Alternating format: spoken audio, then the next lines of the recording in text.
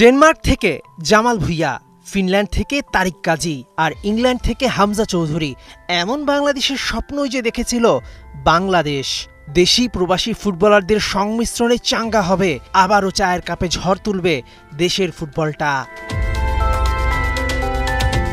বাংলাদেশে পেশাদার ফুটবল খেলা শুরু করার পর এবারই প্রথম কোনো ক্লাবের হয়ে মাঠে নামেননি বাংলার দামাল ক্যাপ্টেন জামাল।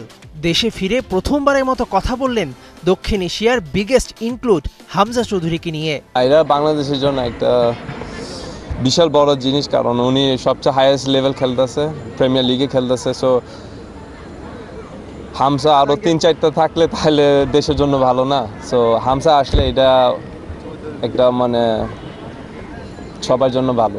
বসে থাকেননি জামাল, সাম্প্রতিক ফর্ম ভালো যাচ্ছে না, তাই ডেনমার্কে একটি ক্লাবের হয়ে অনুশীলনে নিজের পুরনো ছন্দে ফিরতে চেয়েছেন। আমি ডেনমার্কে ছিলাম এতদিন, ওইখানে আমি একটা লোকাল ক্লাবের সাথে ছিলাম। সো ওইখানে প্র্যাকটিস করছি, এখানে খেলছি। ঢাকা আবাহনী শেষ মুহূর্তে পারিশ্রমিক কমানোয় জামাল খেলতে রাজি হননি। পরবর্তীতে বাফুফের কাছে আবেদনও করেছিলেন, সে আবেদনের এখনও সুরাহা হয়নি। তবে দিন দশেকের মধ্যেই নাকি জানা যাবে জামালের গন্তব্য। এইটা আমি কনফার্ম করবেন নেক্সট উইদিন 10 days। না, যেটা হয়েছে আবাহনীর সাথে এটা হয়ে গেছে, এটা আমি কিছু করতে পারবো না। এটা আমার ডিসিশন না, ওর ডিসিশন নিছে। আর জামাল ভুঁইয়ার জন্য ৬ নম্বর জার্সিটা তুলে রেখেছে ব্রাদার্স। আপাতত AFC লাইসেন্স কোচিং কোর্সেই মনোযোগ বাংলার এই পোস্টার বয়ের।